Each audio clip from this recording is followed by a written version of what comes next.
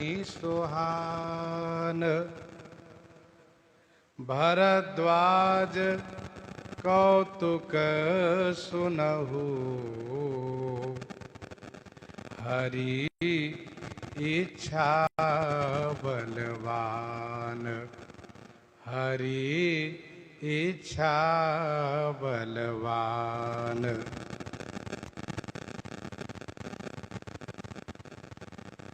शंभु श्री शंकर भगवान हित उपदेश देने हितकारी उपदेश किए, परंतु देवर्षि नारद जी को अच्छा नहीं लगा।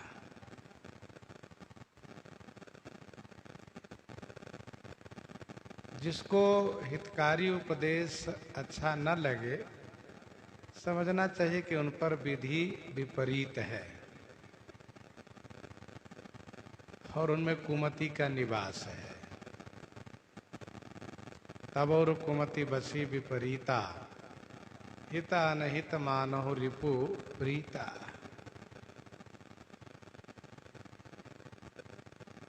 मंदोदरी हृदय कर चिंता भयउ कंत पर विधि विपरीता।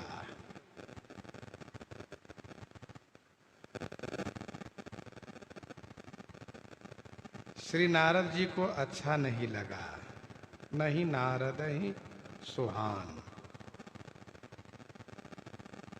श्री जागबलिक जी महाराज कहते हैं कि हे भारद्वाज मुनि, आप यह कौतुक माने तमाशा सुनिए। हरि इच्छा बलवान, हरि भगवान श्री राम जी की इच्छा बलवती है।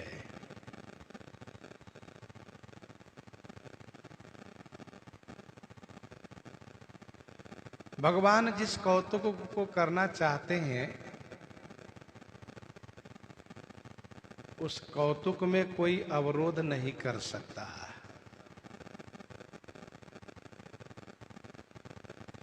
राम केन्ह चाहहि सोई होई करई अन्यथा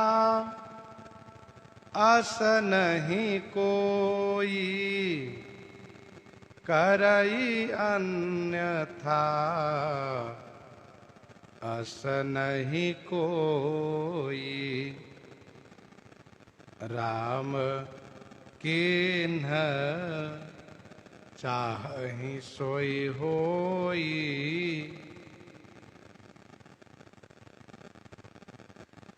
राम किन्ह चाहहि सोई होई। भगवान श्री रामचंद्र जी जो करना चाहते हैं वही होता है। करई अन्यथा अस नहीं कोई। अन्यथा करई अस नहीं कोई, उसको अन्यथा कर दें, झूठा कर दें, उसको उलट फेर कर दें, अस नहीं कोई, ऐसा कोई भी नहीं है।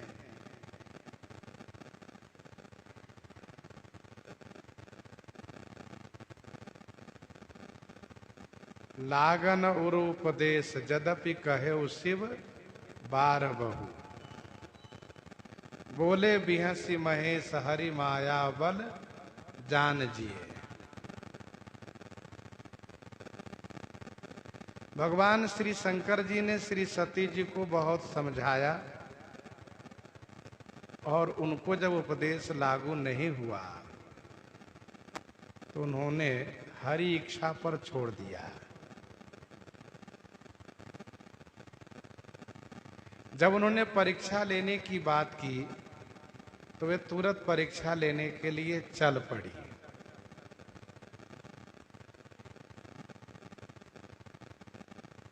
तो भगवान शिव मन में तमाम प्रकार के विचार किए और अंत में यही निश्चय किए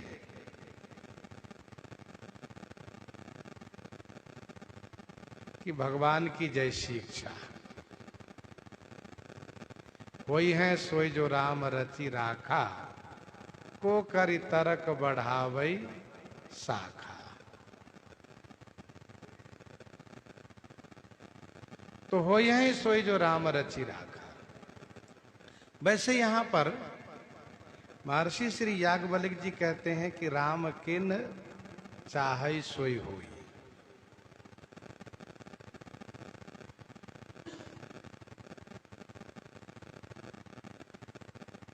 आप उस चौपाई को जरा विचार कीजिए कि होई है सोई जो राम रचि राखा और राम किन चाहै सोई होई, एक ही बात है।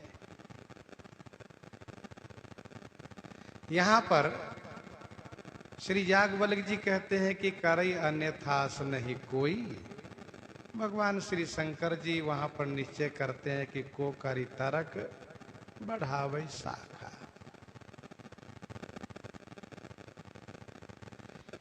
सत्य तो यह है कि श्री राम जी जैसा चाहते हैं वैसा ही होता है, और इस बात को श्री शंकर जी ने प्रारंभ में ही कहा है, ज्ञानी मूढ़ न कोई, जही जस रघुपति करहि जब सो तस तेहि छन होई।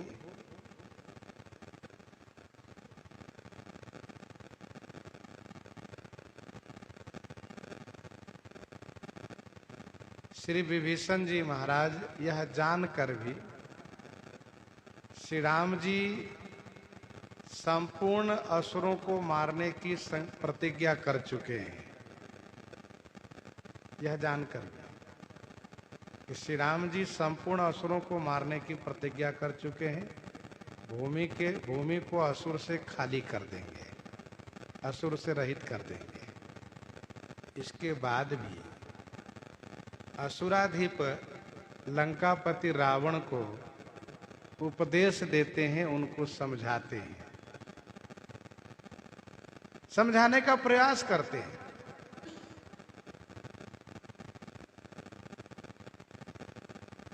परिणाम क्या होता है? लात खानी पड़ती है और लंका से निकल जाने के लिए सुनना पड़ता है। तब श्री विभीषण जी महाराज आकाश में जाकर के सबको सुनाते हुए कहते हैं कि राम सत्य संकल्प प्रभु, राम सत्य संकल्प प्रभु, सभा काल बस तोरी। मैं सोचता था कि श्री राम जी का संकल्प टल जाए, लेकिन ऐसा नहीं होने वाला है। राम सत्य संकल्प प्रभु, सभा काल बस तोरी, मैं रघुवीर शरण अब जाऊं देहु जनी खोरी। तो इस चौपाई पर आप ध्यान केंद्रित करें। राम किन्ह चाहै सोई होई। श्री राम जी जो करना चाहते वही होता है।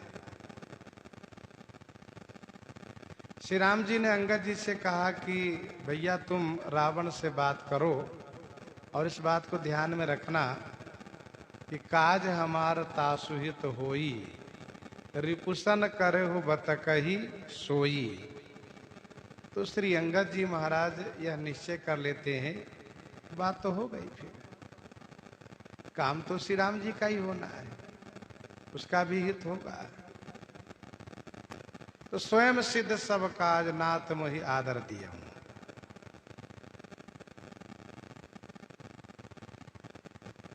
रावण को समझाया गया, रावण ने जब नहीं माना तो तेही अपने मन अस अनुमाना, बधेव चाहत यही कृपा निधाना, सो उठ गयो कहत दुर्बादा, तब सकोप बोलेउ घन नादा। तो राम की न चाहै सोई होई। भगवान श्री रामचंद्र जी जो करना चाहते हैं वही होता है, और यह सबके साथ लागू है, यह सबके साथ लागू है। जय जस रघुपति करहि जब सो तस तेहि छन होई। इसीलिए ज्ञान देश में भक्त लोग इस बात को लेकर के निश्चिंत रहते हैं कि हम तो उनकी कठपुतली हैं, जैसे वह नचावे वैसे हमें नाचना है।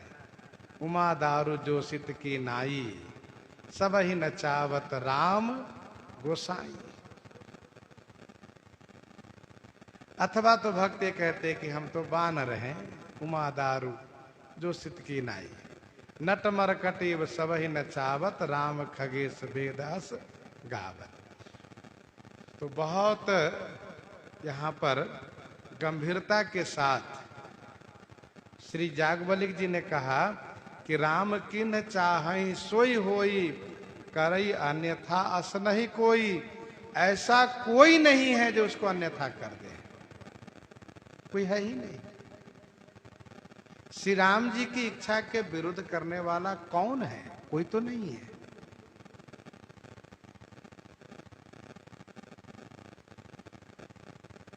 श्री ब्रह्मा जी ने देवर्षि नारद जी को भेजा अयोध्या जी में, आप जाकर के श्री राम जी से पूछिए कि आप पहले राजा बनेंगे कि पहले देवताओं का कार्य करेंगे।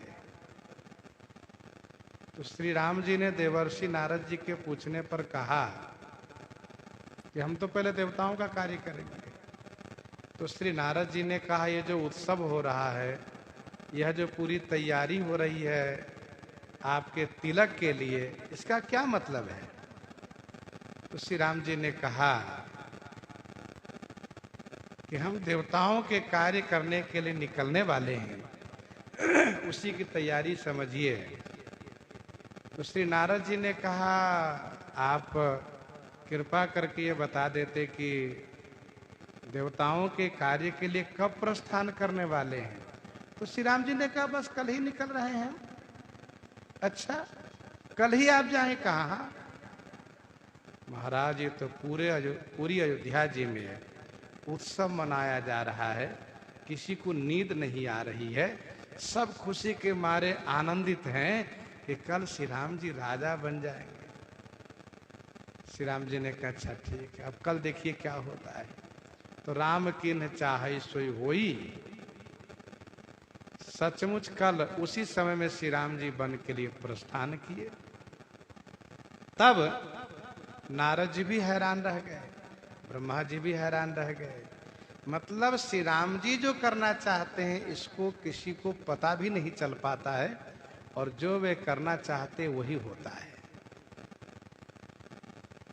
एक बड़ी बात यह है कि श्री राम जी के हाथ में सब है, काल कर्म गति अगति जीव के सब हरि हाथ तुम्हारे। माया जीव काल के कर्म के स्वभाव के करैया राम, वेद कहे साची मन गुनिए। सब पर तो श्री राम जी का शासन है। तो श्री राम जी सब में रम रहे, नाम क्या है? राम, जो सब में रम रहे हैं। किसी को भी मोड़ने में उनको 1 मिनट भी नहीं लगता है, तुरंत मोड़ देते हैं। इसीलिए यह चौपाई सबके लिए लागू है कि राम किन चाहहि सोई होई। फिर हम क्या करें? कहा, हम भजन करें, हम उनका स्मरण करें। जहां पर श्री राम जी हमारी आवश्यकता समझेंगे कि यह अमुक कार्य के योग्य है, वैसा प्रयोग कर लेंगे। इसलिए हम उनका स्मरण करें, भजन करें, निश्चिंत रहें। राम की न चाहे सोई होई, करई अन्यथा अस नहीं कोई। आगे बढ़ते हैं। शंभु बचन मुनि मन नहीं भाए, शंभु बचन मुनि मन नहीं भाए, तब बिरंची के लोक सिधाए। शंभु बचन मुनि मन नहीं भाए, तब बिरंची के लोक सिधाए। बैठे भी नहीं, कुशल प्रश्न का मौका ही देवर्षि जी ने नहीं दिया। पहुंचते ही मार चरित सुनाने लगे और भगवान शिव ने जब उनको सिखावन दिया तो नारद जी के मन को अच्छा नहीं लगा। नारद जी ने कहा अच्छा राम राम, ठीक है राम राम। तो शंभु बचन मुनि मन नहीं भाए, तब विरंची के लोक सिधाए। अब मन कुछ मिल जाए तो कुछ बैठे भी, या जब मन ही ना मिले तो राम राम। अच्छा भैया राम राम। भगवान शंभु का वचन, संग माने कल्याण, भू माने उत्पन्न करने वाले, जो कल्याण को उत्पन्न करने वाले हैं उनका वचन इनको नहीं अच्छा लगा। विधि जब विपरीत हो जाता है तो अपने कल्याणकारियों का वचन अच्छा नहीं लगता है, सुहाता ही नहीं है। तो श्री नारद जी अब क्या किए, कहा तब विरंची के लोक सिधाए। तब श्री ब्रह्मा जी के धाम की ओर प्रस्थान किए। श्री नारद जी कहीं भी जाते हैं तो एक चक्कर ब्रह्मलोक की ओर जरूर लगाते हैं, ऐसा इनका नियम है। ब्रह्मा जी महाराज इनको कह रहे हैं कि बेटा नारद, कहीं से भी कोई नया समाचार लेकर के मेरे पास आना। और इतना बड़ा ब्रह्मांड है, इतना बड़ा ब्रह्मांड है, कुछ न कुछ नया समाचार रहता ही है। तो जो विशेष कोई समाचार है उसको लेकर के जाते हैं। लेकिन आज पहले श्री शंकर जी के पास चले गए थे, अब वहां से ब्रह्मा जी के पास जा रहे हैं। लेकिन वहां आश्चर्य हुआ कि ब्रह्मा जी को इन्होंने ये नहीं सुनाया मारचरित। क्यों नहीं सुनाया? पिताजी है, कहने में थोड़ा संकोच लगा, पिताजी से कैसे कहें। हाँ, अगल बगल वालों से कहा, अड़ोसी पड़ोसी से कहा और सबसे कहा, जिससे कि यह बात श्री ब्रह्मा जी तक पहुंच जाए, परंतु श्री ब्रह्मा जी से सीधे नहीं कहा। तब विरंची के लोक सिधाए, श्री ब्रह्मा जी के लोक को सिधाए माने प्रस्थान किए, ब्रह्मलोक में गए।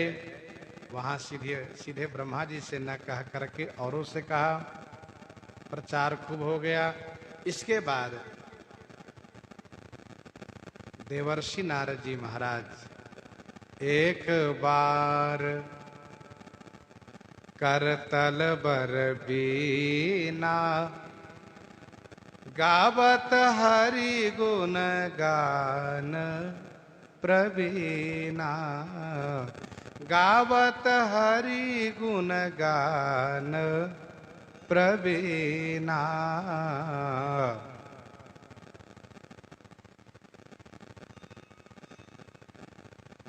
एक बार करतल बर बीना, एक बार की बात है। करतल माने हाथ में, बर बीना माने श्रेष्ठ बीणा लेकर के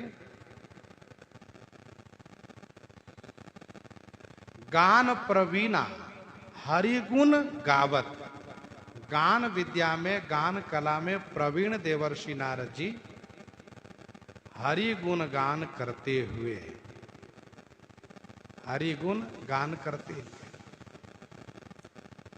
क्षीर सागर की ओर प्रस्थान किए। बर बीना माने श्रेष्ठ बीणा है ये।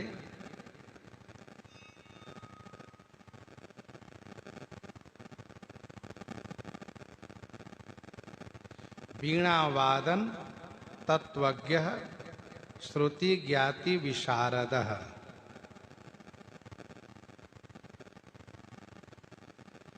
बीणा बजाने में कुशल हैं तथा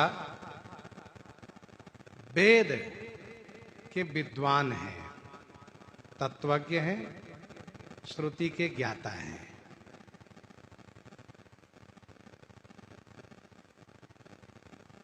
वैसे बीणा बजाना सबके बस की बात है भी नहीं। लोग तानपुड़ा से ही काम चला लेते हैं। वीणा भगवान शिव भी बजाते हैं, भगवती श्री सरस्वती जी भी बजाती हैं, देवर्षि नारद जी भी बजाते हैं। सबकी वीणा अपनी अलग अलग है। वैसे वीणा वाद्य यंत्र कुछ इस प्रकार से है कि एक पोला डंडा बीच में होता है, दोनों छोर पर लौकी का 2 तुम्बा होता है और फिर उसी के सहारे 3 लोहे का और 4 पीतल का तार लगाया गया होता है। उसको खूंटी से बंधा हुआ होता है, उसको बजाने वाले ही सही करते हैं और फिर उसी के झनकार से स्वर निकालते हैं।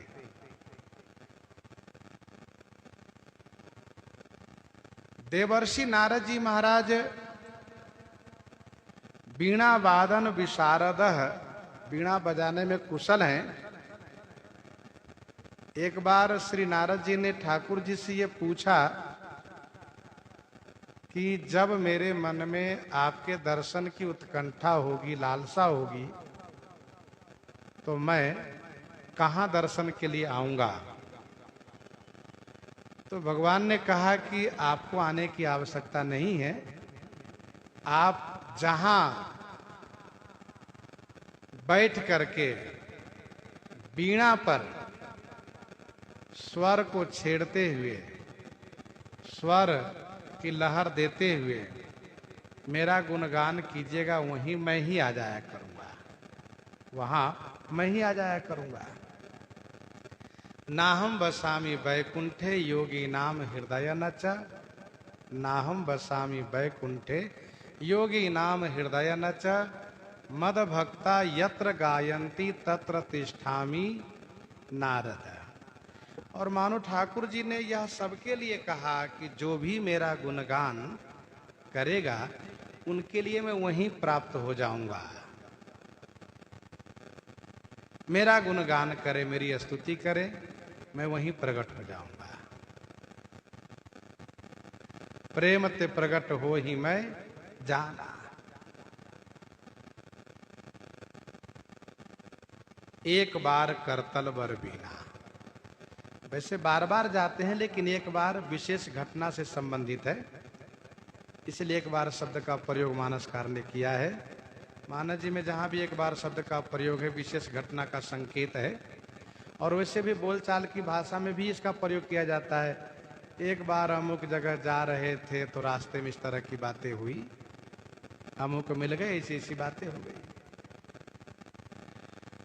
तो एक बार करतल बर बीना, हाथ में श्रेष्ठ वीणा लिए गान विद्या में प्रवीण देवर्षि नारद जी महाराज हरि गुण गान गाते हुए, भगवान के गुणानुवाद करते हुए,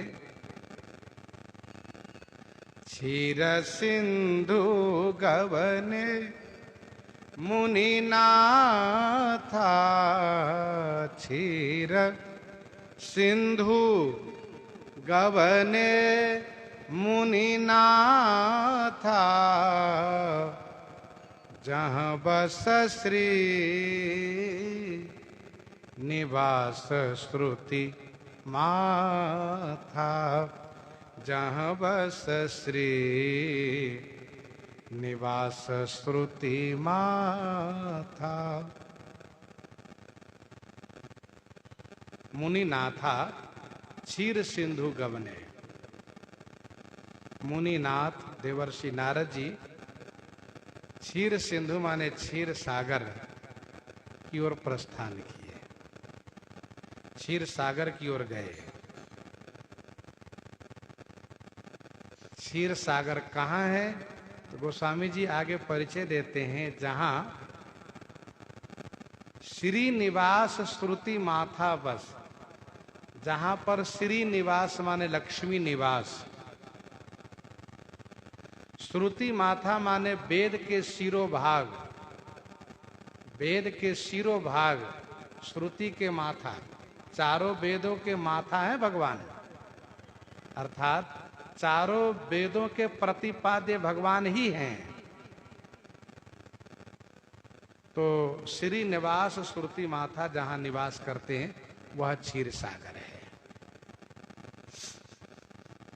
ध्यान दीजिएगा, वैकुंठ लोक ऊपर है, साकेत लोक, गोलोक, ये सब ऊपर है, लेकिन क्षीर सागर नीचे है, भूलोक में है। भगवान इस भूलोक में क्षीर सागर में निवास करते हैं।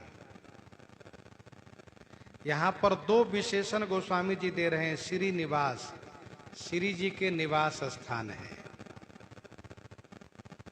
श्री जी के निवास स्थान है। तो श्री निवास सागर भी है और श्री निवास भगवान भी है। और श्री जी के संबंध से भगवान क्षीर सागर में निवास करते हैं। तो श्री निवास से भगवान का विशेषण है, श्री जी जिनमें निवास करती हैं। श्रुति माथा माने वेद के शिरोभाग हैं, वेद के प्रतिपाद्य हैं, वेद इन्हीं को प्रतिपादन करते हैं। भगवान क्षीर सागर में हमेशा निवास करते हैं, सदा क्षीर सागर शयन। ऐसा क्यों? ऐसा इसलिए कि समुद्र मंथन काल में क्षीर सागर से लक्ष्मी जी का प्राकट्य हुआ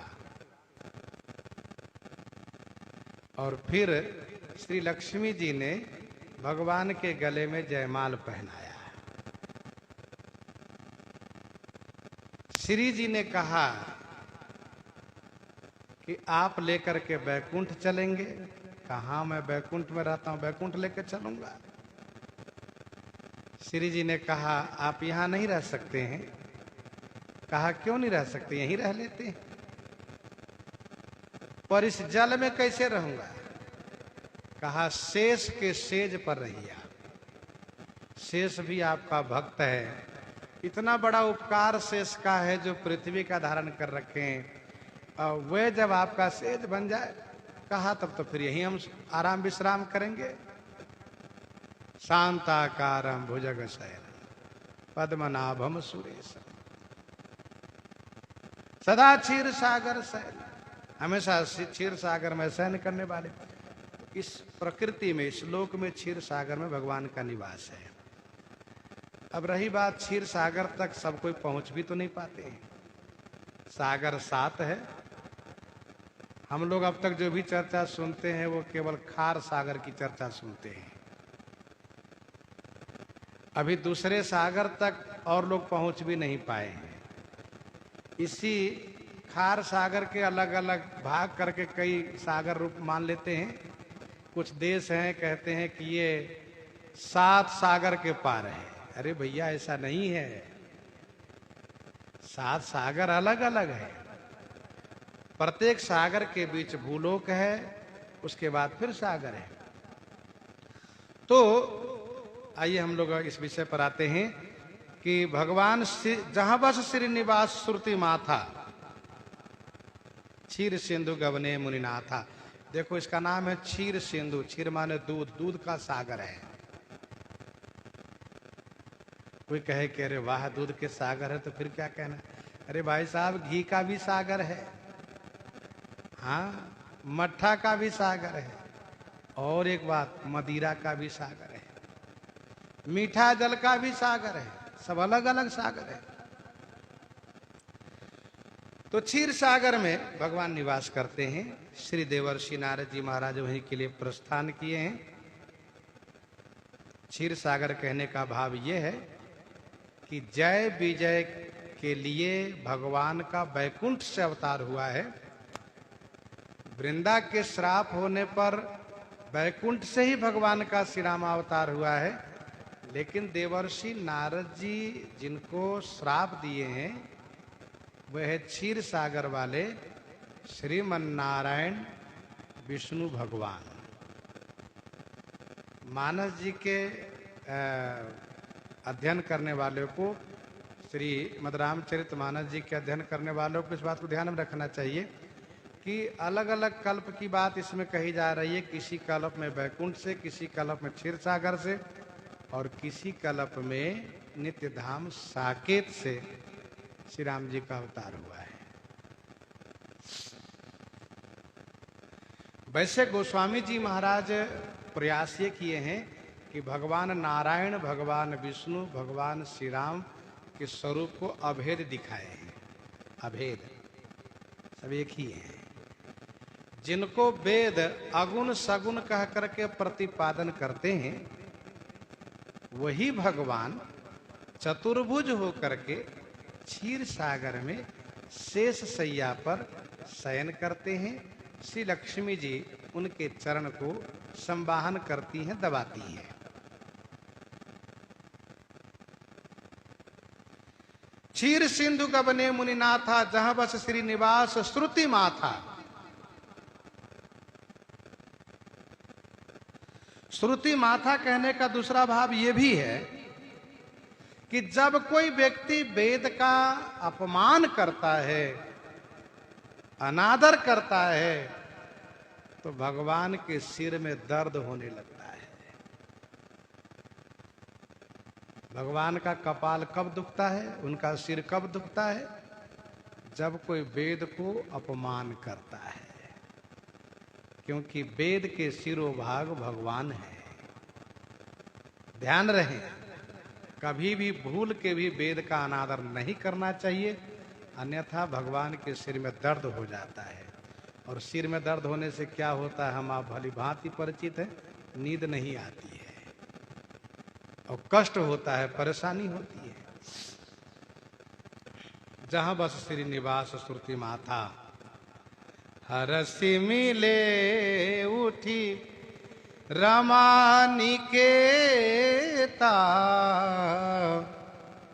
बैठे आसन ऋषि समेता, बैठे आसन ऋषि समेता। हरस मिले उठी रमा निकेता। रमा निकेता, ध्यान दीजिएगा, जो श्रीनिवास है वही रमा निकेता है। श्री जी जहाँ निवास करती हैं, रमा जी का जो निकेत है अर्थात घर है, स्थान है, वे कौन है? कहा भगवान विष्णु। श्री जी कहाँ निवास करती हैं? भगवान के हृदय में विराजती हैं।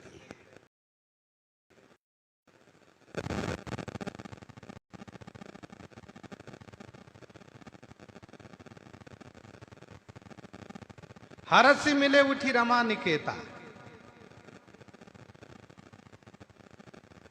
बैठे आसन ऋषि ही समेता। भगवान उठ करके प्रसन्नता के साथ मिले। जैसे नारद जी को आते देखा, वैसे कहा, आइए आइए आइए देवर्षि जी आइए। और तुरंत अपना बाहू फैला दिए, अपनी भुजा फैला दिए, आइए नारद जी आइए।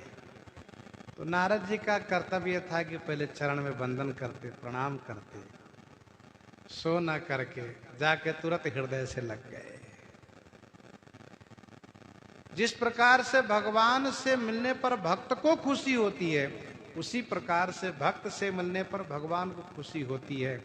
हर से मिले उठी रमा निकेता, आवत ही हर से नहीं नयनन नहीं स्नेह, तुलसी वहां न जाइए कंचन बरसे मेह। आते ही प्रसन्नता न हो, नेत्रों में स्नेह न झलके, तो वहां बिल्कुल नहीं जाना चाहिए। हमारे श्री ठाकुर जी नेत्रों में स्नेह भर करके, उनके नेत्रों में स्नेह भरा रहता है, उनका नेत्र ही स्नेहों से हमेशा भीगा रहता है। और कोई भक्त आ जाए, आहा, खुश होकर के प्रसन्नता के साथ मिलते हैं। यह शिष्टाचार है, और ये शिष्टाचार भगवान ही सिखावन देते। ऐसे शिष्टाचार का निर्वाहन करो। हर से मिले उठी रमा निकेता।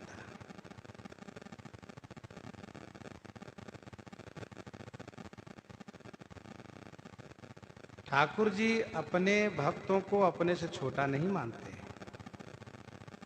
वैसे उनकी प्रकृति तो यह है किसी को छोटा मानते नहीं है, और जो व्यक्ति अपनी प्रकृति में किसी को छोटा ना मानता हो वह व्यक्ति महान हो जाता है। विनय पत्रिका 251 में गोस्वामी जी ने लिखा, आप माने स्वामी कई सखा, आप माने स्वामी कई सखा। भगवान श्री रामचंद्र जी या तो स्वामी मानते या तो सखा मानते, छोटा नहीं मानते किसी को। आप माने स्वामी कई सखा, सुभाए पाए पति, ते स्नेह सावधान रहत डरत। लेकिन भक्त लोग सावधान रहते हैं कहीं मेरे मन में बराबरी की बात ना आ जाए। वे हमेशा चरणों पर निगाह रखते हैं।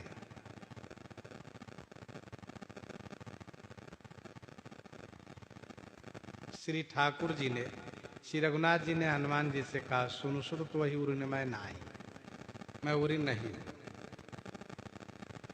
तो हनुमान जी महाराज क्या करते हैं, सुनी प्रभु वचन बिलो की मुख, गात हरसि हनुमंत, चरण पर चरण में गिर जाते। नहीं नहीं, हमको चरणों में ही रहने दीजिए। तो ये भगवान का बड़प्पन है कि वो हृदय से लगावे, लेकिन दास को ये हमेशा ध्यान रखना चाहिए कि मेरा निवास तो चरण में है। ठाकुर जी श्री जी को अपने हृदय में रखते हैं। श्री जी कहाँ रहती हैं? कहा श्री जी तो हमेशा चरणों में रहती है, अपने आप को अपना निवास स्थान चरण में मानती है। ये उनकी अपनी भावना है।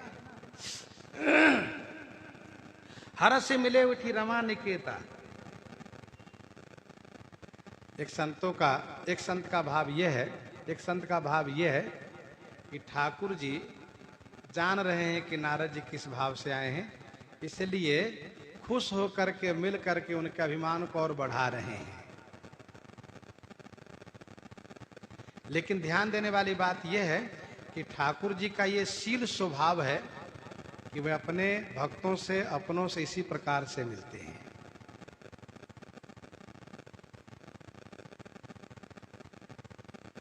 असकहि करत दंडवत देखा, तुरत उठे प्रभु हरस विशेखा। वहां पर भी देखिए, बैठे आसन ऋषि समेता। अब गले से मिल लिए, इसके बाद ठाकुर जी नारद जी के हाथ पकड़ लिए, आइए आइए बैठिए। तो ठाकुर जी के शेष सैया पर नारद जी बैठ गए। बैठे आसन ऋषि समेता।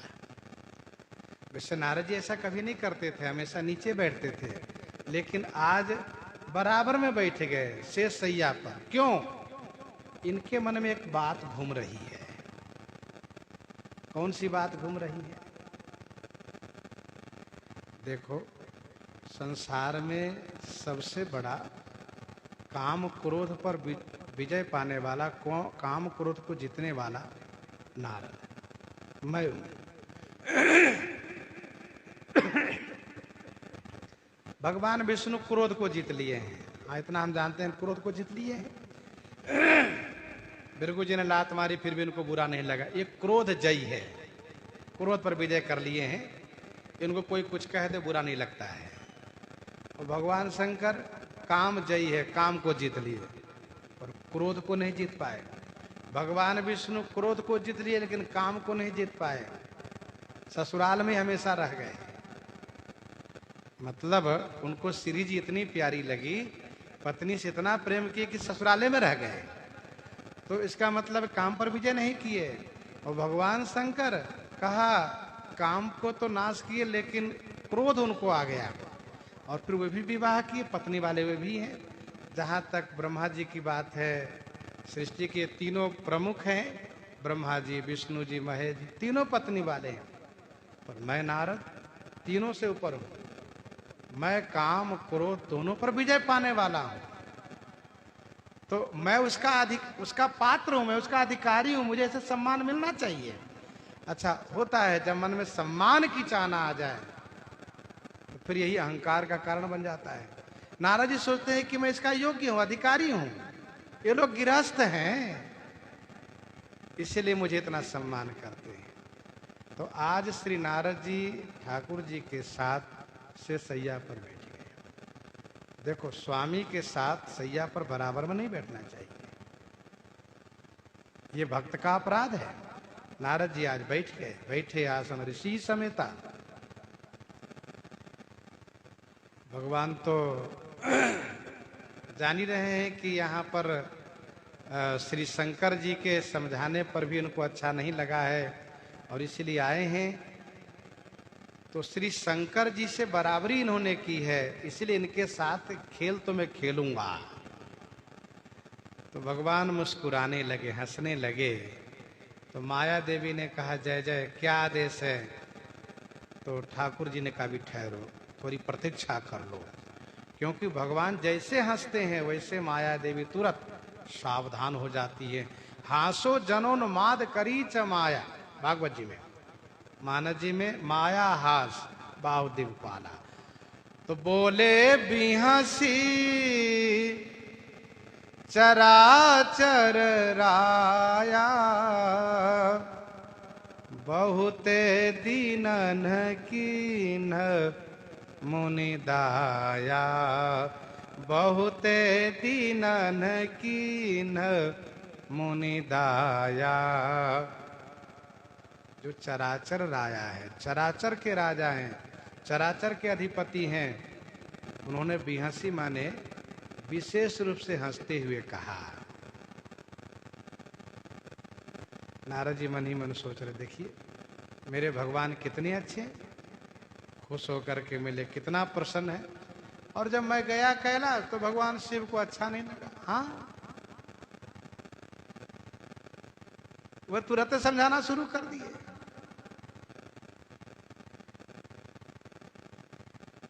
श्री नारद जी के अभिमान का पोषण हो रहा है यहाँ पर।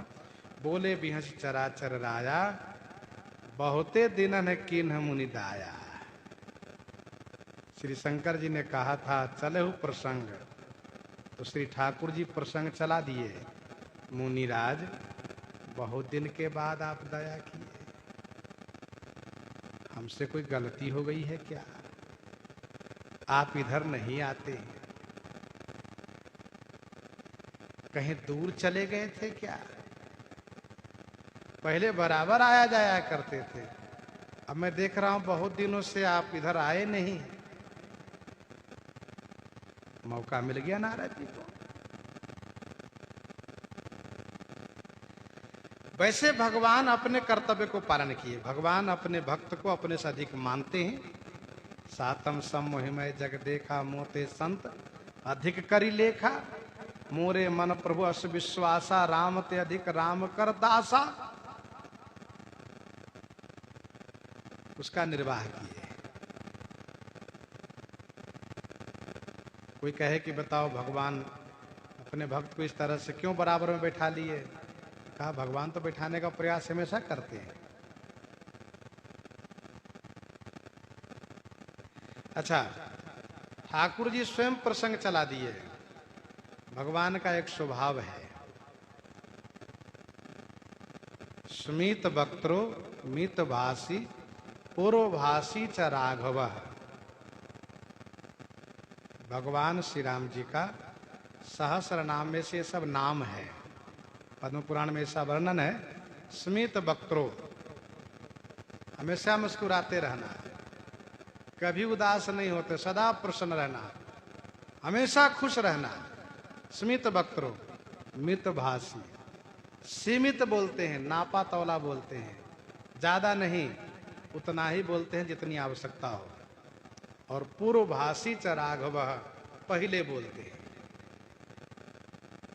नापा तौला सीमित बोलते हैं, पहले बोलते हैं, मुस्कुराते हुए हंसते हुए बोलते हैं।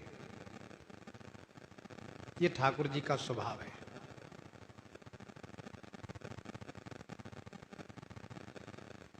वस्तुतः यहां पर विशेष हंसना माया को प्रेरित करना ही समझना चाहिए।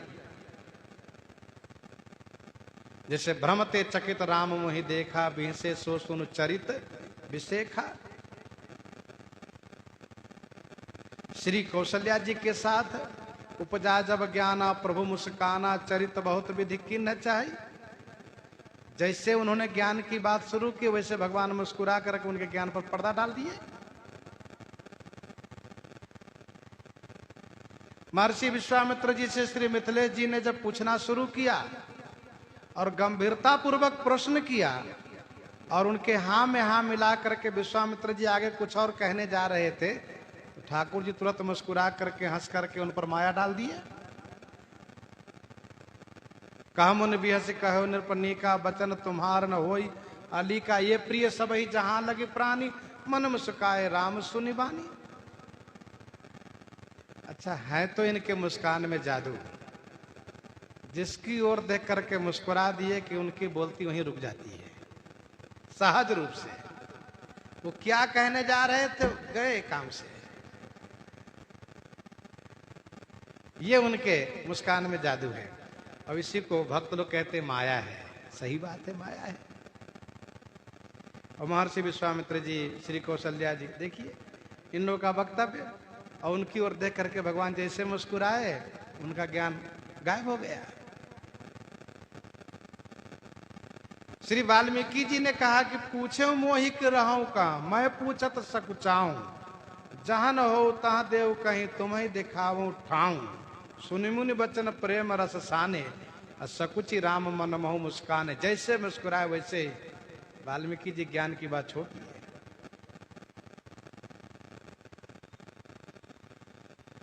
तो हंसना ये माया को प्रेरित करना है, ये तो ठीक है, सही बात है।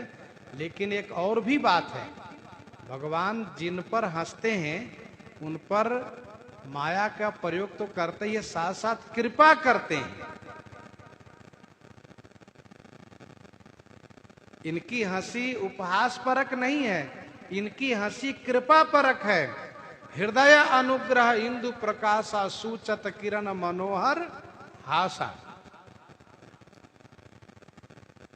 अनुग्रह इंदु हृदय में है, अनुग्रह इंदु हृदय में है और हास्य ही उस इंदु का प्रकाश है। हृदय अनुग्रह इंदु प्रकाशा, सूचत किरण मनोहर हासा।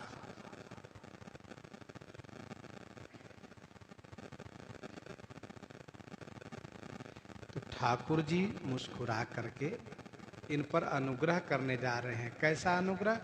कहा इनके अहंकार को समाप्त करने की तैयारी कर रहे हैं। अहंकार क्या होता है? दोहावली से इस अहंकार के बारे में समझिए।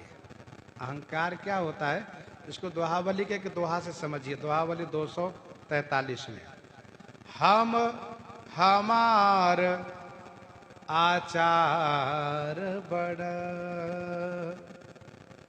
हम हमार आचार बड़,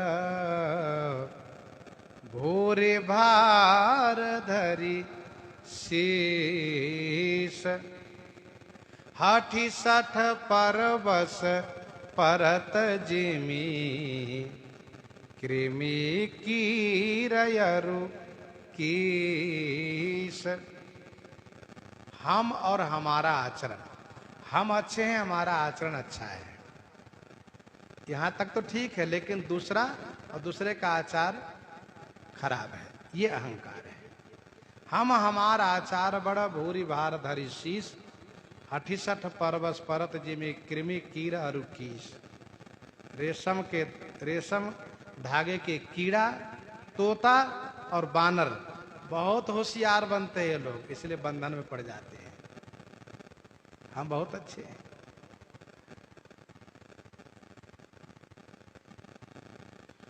तो ये अहंकार है। हम अच्छे हैं, हमारा आचरण अच्छा है।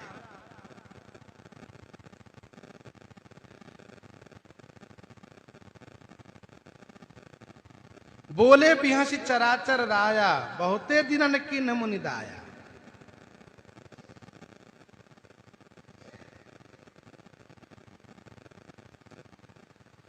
हे मुनि, बहुत दिन के बाद आप दया किए हैं।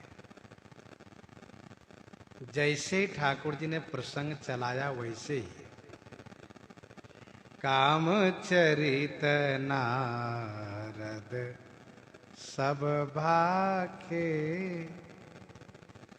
यद्यपि प्रथम बरजी शिव राखे, यद्यपि प्रथम बरजी शिव राखे, काम चरित नारद सब भाखे। श्री नारद जी सब कामचरित भाखे। श्री नारद जी सब कामचरित सुनाए।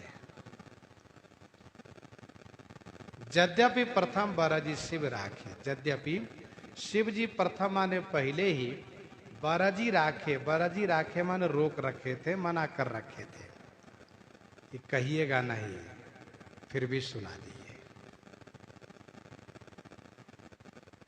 कामचरित नारद सब भाखे, इन्होंने सब कामचरित का सुनाया। जैसे हिमालय में गए, समाधि लगी, इंद्र ने काम को भेजा, उसने जो भी कला प्रदर्शन किया उस कला को, और फिर जैसे नारद जी के चरणों में कामदेव शरणागत हुआ वह सुनाया। मीठे वचन कह करके उनको सांत्वना दे करके विदा किया वह सुनाया। स्पष्ट कर दिया कि प्रभु काम और क्रोध दोनों पर मैंने विजय पाया है।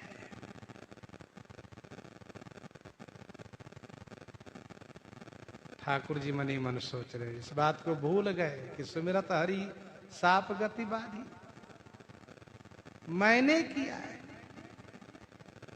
देखो, जब यह बात मन में आती है कि हमने किया, मैंने किया, वहीं बंधन शुरू हो जाता है। कामचरित नारद सब भाखे, यद्यपि प्रथम बरज शिव राखे। शिव जी का मना किया हुआ असर नहीं किया, सुना दिए। फिर श्री जागवल्क्य जी कहने लगे, हे भरद्वाज जी, अति प्रचंड रघुपति कई माया, जेहि न मोह अस को जग जाया। अति प्रचंड रघुपति कई माया, रघुपति की माया अति प्रचंड, रघुनाथ जी की माया अति प्रचंड है। जेहि न मोह अस को जग जाया, जग अस को जाया, जेहि न मोह, जगत में ऐसा कौन जन्म लिया है, पैदा हुआ है, जिसको माया ने विमोहित न किया हो। अति प्रचंड रघुपति की माया, श्री रघुनाथ जी की माया अति प्रचंड है, अति बलवती है। ध्यान दीजिएगा, क्षीर सागर में विराज रहे भगवान नारायण को लेकर ही गोस्वामी जी कहते हैं अति प्रचंड रघुपति की माया। अति प्रचंड को तीन भाग करके देखिए, प्रचंड, चंड, प्रचंड, अति प्रचंड। चंड, प्रचंड, अति प्रचंड। देवताओं की माया चंड है, कठिन है। त्रिदेव की माया प्रचंड है, और भगवान श्री राम जी की माया अति प्रचंड है। प्रचंड माने कठिन, चंड प्रचंड सबका अर्थ कठिन ही होता है। जेहि न मोह अस को जग जाया, जगत में कौन ऐसा जन्म लिया है जिसको माया ने विमोहित न किया हो। मन मह करई विचार विधाता माया, बस कवि को विद ज्ञाता। अग जग में जग मम उपराजा, नहीं आचरज मोह खग राजा। इस सब माया से विमोहित है।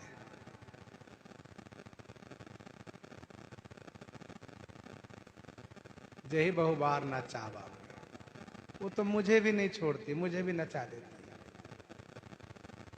नारद भव विरंची सनकादि, जे मुनि नायक आतंकवादी। नारद भव बिरंज सनकादि जे मुनि नायक आतंबादी मोहन अंध किन के ही कोज काम न चावन जे ही तृष्णा कहीं न किन बौराहा कहीं के हृदय क्रोध नहीं दाहा ज्ञानी ताप सूर कवि को विदगुण आगार कहीं के लोभ विडम्बना किन ने ही संसार श्रीमद बक्रन किन के ही प्रभुता बदिर न काहे मृगलोचन के नयन सर कोस लाग न जाहि।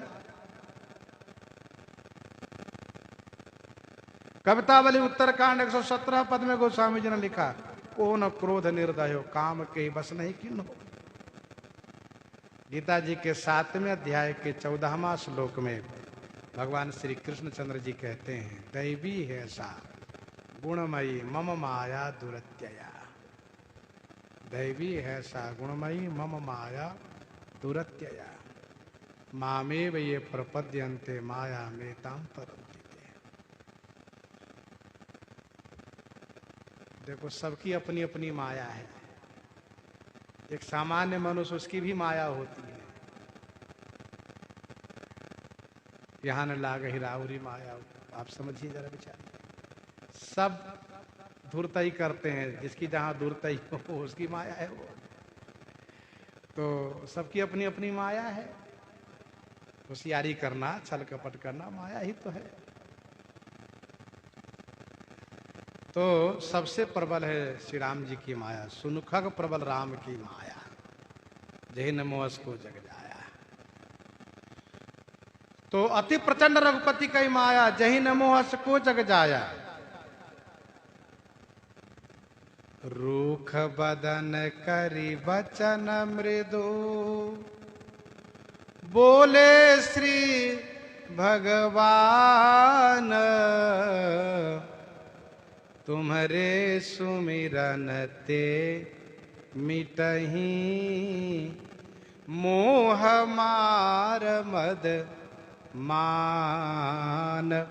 मोह मार मद मान। जो भगवान अब तक बड़े प्रसन्न थे, मुस्कुरा रहे थे, हंस रहे थे, अब वे भगवान उदास हो गए। रूख बदन करी, अपने बदन माने मुख को रूखा करके, उदास करके श्री भगवान मृदु वचन बोले, कोमल वचन बोले। क्या कहा उन्होंने? महाराज आपके सुमिरन करने से, तुम्हारे सुमिरन ते मोह मार मद मान मिटही। आपके सुमिरन करने से मोह मार मद और मान मिट जाते हैं।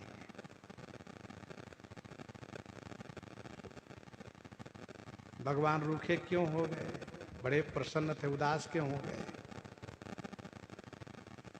इसका उत्तर ये है कि माँ जब उस समय जानती है कि बच्चे को फोड़ा हो गया है और इस फोड़ा को चिरवाना पड़ेगा, तो इस पर दुलार प्यार से नहीं होगा, इस पर कड़े हो करके देखने से होगा। जिमि शिशु तन ब्रन होई गोसाई मातु चिराव कठिन की नाई। जो मैया हमेशा पुचकारती दुलराती और स्नेह देती रही है, वही मैया कठोर हो जाती है। मातु चिराव कठिन की नाई। बालक मैया की ओर देख करके अधीर होकर रोता है, मैया उसकी अधीरता पर ध्यान नहीं देती। रो लो थोड़ा, कोई बात नहीं।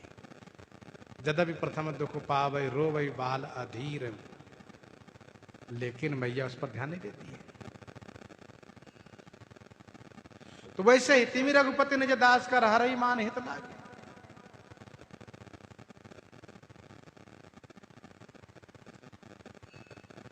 भगवान रूखे हो गए। रूख बदन करी बचन मृदु।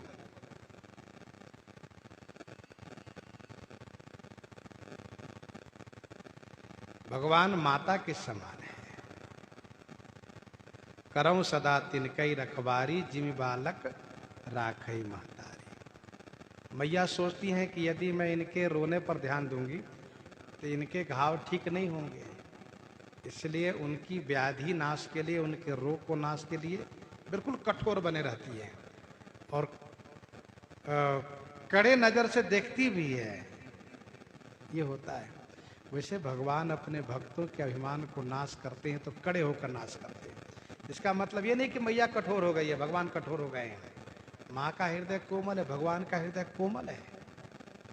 तो रूख बदन करी वचन मृदु। दूसरा इसका भाव ये है, जैसे पात्र में घी लग गया हो, तेल लग गया हो, चिकनई, जैसे पात्र में चिकनई लग गई हो, तेल घी लग गया हो, तो उसको छुड़ाने के लिए रूखी वस्तु का प्रयोग करना पड़ता है।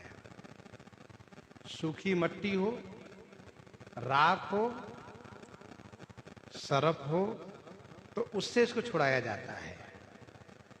वैसे सरफ साबुन की बात हो गई पहले, जैसे चिकनाई को हटाने के लिए राख है, सूखी मिट्टी का प्रयोग किया जाता रहा, बिल्कुल साफ हो जाता रहा बर्तन।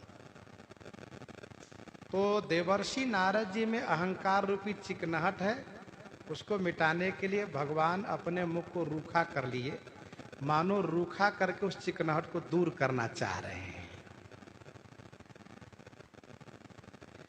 अच्छा, एक बात और, जब कोई व्यक्ति का चेहरा उदास होता है तो उसकी बोली भाषा बदल जाती है। जो कोई व्यक्ति जब उदास होता है, चेहरे की आकृति बदली की भाषा बदल गई। लेकिन धन्य है भगवान, चेहरे की आकृति तो बदल गई लेकिन भाषा नहीं बदली, वचन मृदु। चेहरा भले उदास है लेकिन कोमल बोल रहे हैं। क्यों? इसलिए ये मेरा बड़ा प्यारा भक्त है, इनको दुख ना हो जाए, इसलिए कोमल बोल रहे हैं। दूसरा भाव, अभी अभी इनको मैं आदर किया हूं, हृदय से लगा करके मिला हूं, बराबर में बैठाया हूं, और अभी अभी इन पर यदि कोई कठोर शब्द का प्रयोग कर दूं तो इनको कैसा लगेगा? अब जिनको सम्मान करो, आइए आइए बैठिए, हृदय से लगाया, कुर्सी में बैठाया, इसके बाद उठो, खड़े हो, चलो यहाँ से भागो, तो कैसा लगेगा उसको? कहेगा दोबारा कभी आऊंगा ही नहीं यहाँ पर। तो भगवान उसमें से नहीं है। ठाकुर जी बड़े कोमल वचन बोल रहे हैं, अभी सम्मान किए हैं, सम्मान बना रहे इनका। तीसरा भाव ये है कि इनके साथ कौतुक देखना है, तमाशा देखना है, लाडले हैं, प्यारे हैं, इसलिए भगवान कोमल वचन से, वचन मृदु बोले श्री भगवान, कहा तुम्हारे सुमिरन ते मिटहि मोह मार मद मान। आपके सुमिरन करने से, जो कोई आपका सुमिरन करेगा, भाव तो यही है पहला, जो कोई आपका सुमिरन करेगा उसका मोह, मार माने काम, मद और मान माने अभिमान, सब मिट जाएगा। तुम्हारे सुमिरन ते मिटहि मोह मार मद मान। ठाकुर जी इस प्रकार से उनका अभिमान को पोषण कर रहे हैं। जो कोई आपका स्मरण करेगा, सुमरण करेगा, उसका मोह, मार माने काम, मद और मान माने अभिमान चला जाएगा। इसके बाद प्रभु ने कहा, सुनो मुनि मोह होई मन ताके, ज्ञान विराग हृदय नहीं जाके, ब्रह्मचर्य व्रत रत मति धीरा, तुम्हि की करई मनोभव पीरा। इस प्रकार से जब बड़ी प्रशंसा किए, नारद जी ने कहा, ये सब आपकी कृपा से है। सत्य तो है कि आपकी कृपा से, लेकिन कहने की शैली अलग है, भाषा अलग है।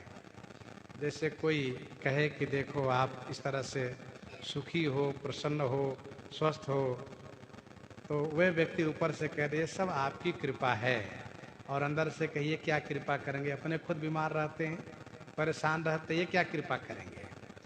तो वही बात है, नारद जी कहते आपकी कृपा तो है, लेकिन मन ही मन सोचते खुद ही गृहस्थ है तो हमारे ऊपर क्या कृपा करेंगे। तो इस प्रकार की बात है। अब ठाकुर जी इन पर किस प्रकार से करुणा करके इनके अभिमान को नष्ट करने की योजना बना रहे हैं। इसी के बहाने से आगे लीला करने की तैयारी कर रहे हैं। सो प्रसंग आगे श्रवण करेंगे। यहीं पर हृदयांगम करते हुए आइए श्रवण करते हैं श्री भक्तमाल जी से।